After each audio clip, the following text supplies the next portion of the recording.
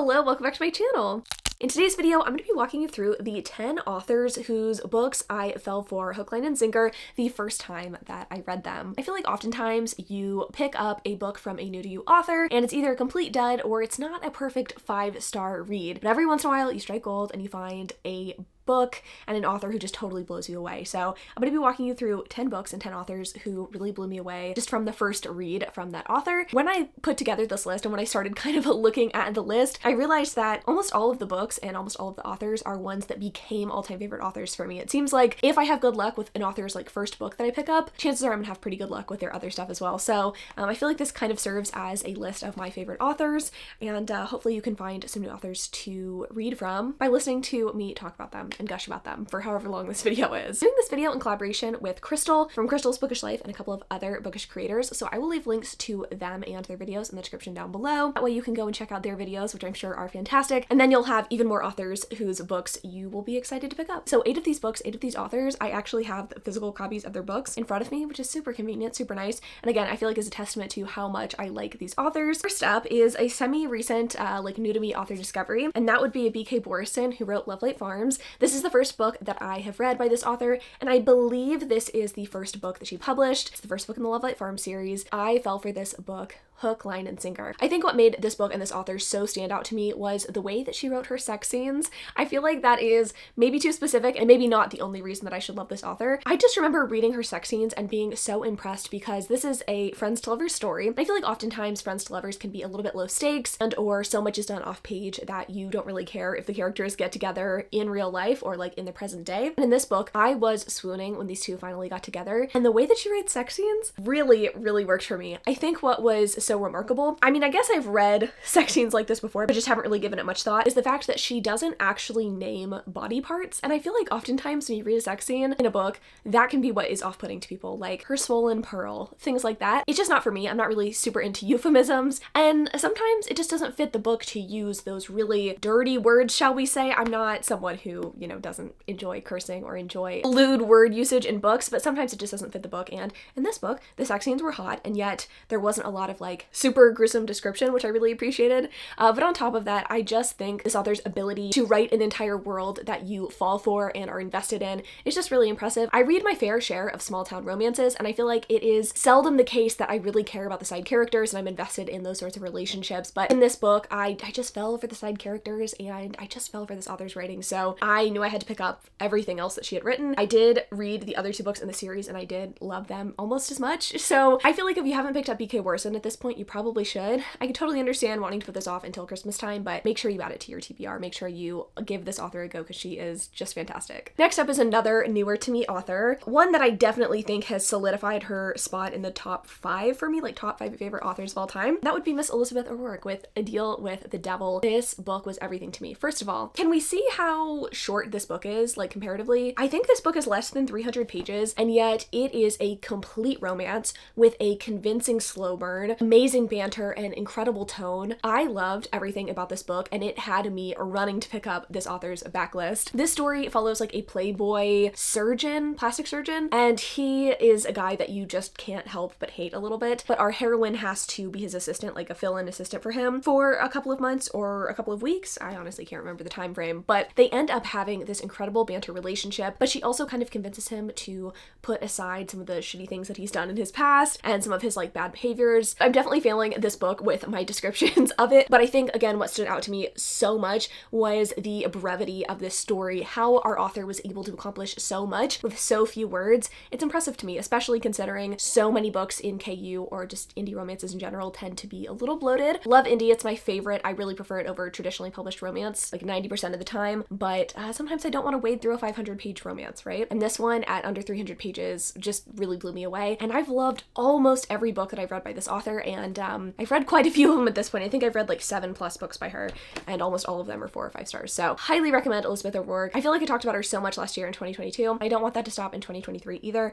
In fact, I think she has another romance coming out this year. Seems like it's going to be an enemies to lovers sort of situation. I'm very hyped for that. An author whose books that I first started reading, I feel like quite a while ago, is Kennedy Ryan. And she, again, is another author that just impressed me from the first time I read her books. Longshot is actually the first book that I read by this author, and it blew me away. say. Kennedy Ryan's ability to make a story both heartfelt and sexy, I think, is completely unparalleled. She does so much with her characters in developing them and getting them to grow alongside each other and getting them to connect on such an emotional level before they jump in bed together. It just is so impressive to me. Every book that I've read by her, I have given 4 or 5 stars. She is just so talented. And I definitely wanted to mention her because sometimes you'll read a book from an author, be completely impressed, and then not revisit their backlist, not even bother, or you just get caught up in the other books that you are interested in reading. That was definitely the case for Kennedy Ryan. I feel like I put off reading some of her books for a while, mostly because this was a really hard-hitting, intense book. This does deal with domestic violence, domestic abuse, so I was just like, I'm not sure if I want to pick up more of her stuff if it's all like this, but each book from Kennedy Ryan is so distinctive, and they all have, I would say, harder hitting topics in them, but the levels of how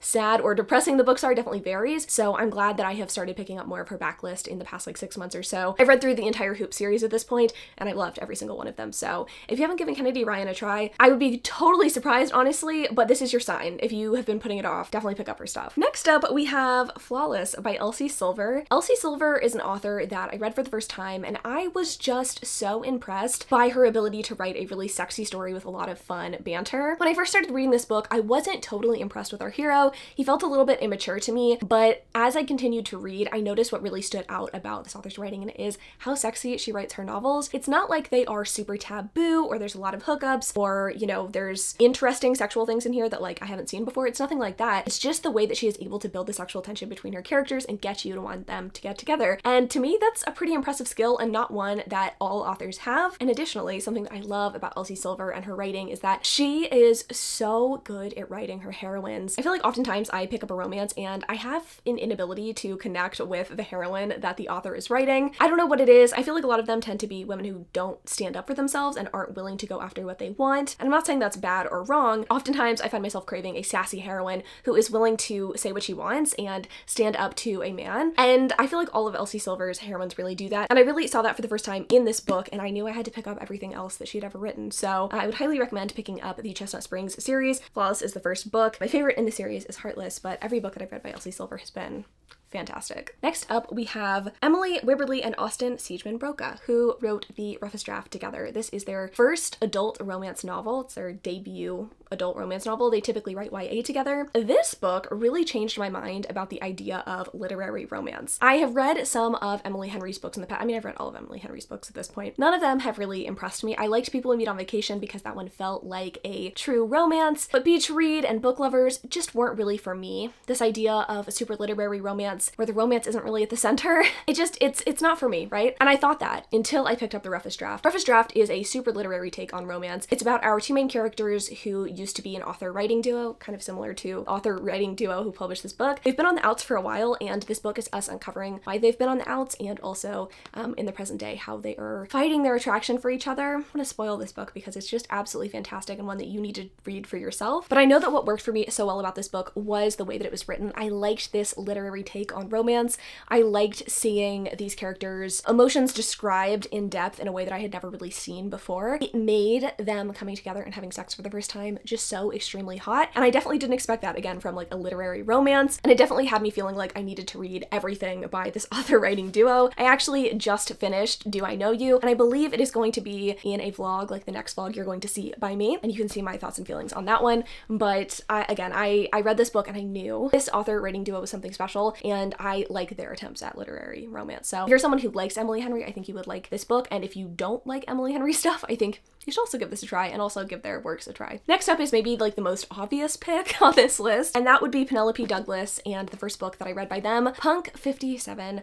I don't want to wax poetic about this book because I feel like I talk about it so often here on my channel, but this is a bully romance, and I believe this is like the first bully romance I ever read. I fell hook, line, and sinker for it. I feel like this is the bully romance, the premier bully romance, shall we say. I think Penn really got me into that subgenre. I didn't know it was what I needed, but their writing just lends itself so well to these like challenging moral situations. They've written so many different books where I go in not really sure what to expect, and sometimes I really dislike the characters or I can't relate to them at all, but the farther I get into the book, their ability to write emotion and to write character relationships is just so impressive. Punk 57 is a bully romance unlike any other. It cannot be replicated in my opinion. It's about Misha and Ryan. They had sort of a pen pals relationship, and then in the present day they realized that the pen pal that they had is not who they actually thought. I think if you're someone who tends to enjoy a taboo romance, or you want to be challenged when you read romance about like what your boundaries might be, I think Penn is a great author to read from. I think sometimes as romance readers, we want really easy breezy reads from authors that are really consistent, but sometimes it's nice to dip our toes into books that challenge us a little bit. And I have found myself challenged by every Penn book that I have ever read. Love Punk 57. This was the book that started it all for me, and I've loved, again, almost every one of Penn's books. The next author who was really love at first sight for me is Gianna Darling with Welcome to the Dark Side. Now, this is certainly a divisive pick. I feel like a lot of people either really love or don't love Gianna's works, and that makes sense because she tends to stick to a really familiar formula of older man age gap sort of romance, and if that's not really your gig, you're probably not going to enjoy her books. But what stands out to me about Gianna's writing and what made me want to continue on with the series and just pick up more from her,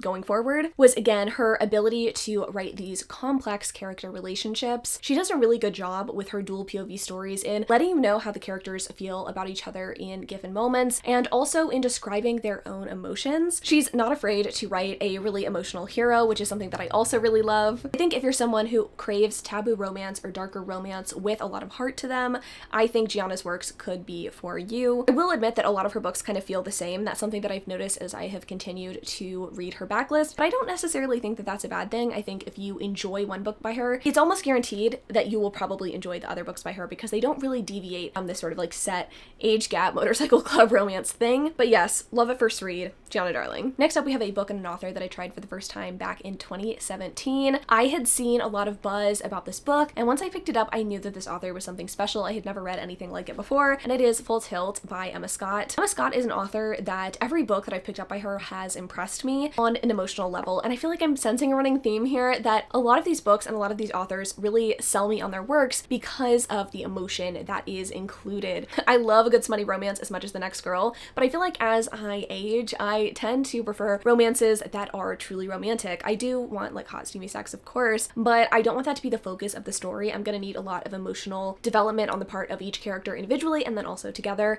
and Emma Scott does such a good job at that. Again, this book is pretty short, and her ability to pack an emotional punch is really incredible. Not only that, I think this author does such a good job with giving each character really distinctive traits and really distinctive interests. I feel like I learn something every time I pick up an Emma Scott book. The hero in this story is really into blown glass sculptures, and so we get to learn a little bit about the process and what that's like and about his passion for art, and it was really just fun to read. I love picking up a romance where I can like learn a little something new, and in Emma Scott's books, it's almost guaranteed. I know that another book by this author really focuses on comic book creation and like comic drawing, and again, that's something that I probably never would have learned much about had I not picked up one of her books. So not only is she incredible at the emotion and at writing really real characters, she's also really good at like including things that I wouldn't have expected in romance. So love Emma Scott. I need to read more of her stuff. I have read, I would say, at least 5 books by her at this point, and almost every one of them has been a 4 or 5 star. Now the last 2 authors, I do not have copies of their books, and or I don't have like dust jackets on their books, so I don't really have anything delightful to hold up. So inserting pictures here. First up, we have Adriana Locke, and the first book that I ever read by this author was The Relationship Pact. It is a sports romance, and I think this author did a collaboration with a couple of other authors. There's like 3 books in the series, and they're all written by different authors, but like set at the same college or something like that. And this book just blew me away at how simple it was, but how well written it was. It's a sports romance with a hero who is dealing with a lot emotionally, I think in the off season for football, and he ends up meeting a girl at a bar who I think he has to like pretend to date or something, like save her from a bad dating situation. Could be wrong on the synopsis, it's been a second since I read this one, but I just remember absolutely being very impressed by the way this book was written, especially considering that the story itself and these two falling for each other was in such a short period of time, but I never questioned how quickly things were moving because the writing was just so convincing. And I've read a couple of other books by this author since, and again, I'm just always impressed by her ability to craft a good story. Her books never have like really wild setups, and they never really promise like crazy tropes or anything. I feel like sometimes traditionally published romance will get really, really hyped based on the tropes that are included or like the crazy setup for the romance. And Adriana Locke books are like the antithesis of that. The ideas and the execution are so simple, but they're always so fucking good. She has a book that I read last year called Fling that I also just really fell for because it is a book about hookups, and yet somehow I cared about the relationship development. I mean, I don't have much else to say about this author except for I really like her stuff, and I feel like she's definitely very underrated in the romance community. I feel like I don't hear a lot of people talking about her books. And then lastly, we have the one historical romance author on this list who I just loved her books from the first time that I ever read them. You know, I was actually looking at historical romance authors whenever I was putting this list together and trying to see if there were any others that I really fell for from the first time. And I'm realizing that I need a few tries with most historical romance authors to really like get my footing and understand their writing style and kind of how they like to execute a story. But with Tessa Dare, I feel like that's kind of a cop-out answer. I have just loved her books from the beginning. I read The Duchess Steele. It was like probably my first historical romance ever, and I just loved it. It had this perfect balance of being swoony and sexy and funny, but also emotional. I was just really impressed by it. It didn't focus so much on the historical details, and that's something that I've kind of grown to appreciate the more that I read historical romance. Sometimes I'm looking for something that feels a little bit stuffy and its writing is a little bit less accessible than like Tessa Dare, but then I go back to Tessa Dare's books and I'm like, this is just a romp. This is so fun. I love that it's in a historical setting, but I don't have to like think too much about it, and she promises a good time every time and always delivers, and that's something that I can really appreciate. There are obviously other fantastic historical romance authors out there like Lisa Kleypas, Julia Quinn, but I have tried their works, and while I found some real gems among their stuff, the first books that I read by both of those authors were not for me. So, you know, Tessa Dare had to make it on this list because she was kind of my first introduction into historical romances, and then also she's just one of those authors that was, again, like love at first read. So those are the 10 authors and 10 books that I just really love, that I have loved from the beginning. In the description, I will leave links to all of these books by these authors because I want you to go and try some new authors if you haven't tried these ones before. Hopefully this was entertaining in some way. I will also leave in the description, again, links to all of the other lovely creators who are making similar videos so you can find even more romance authors to fall for. So thanks so much for watching this video. I love y'all so much, and until next time.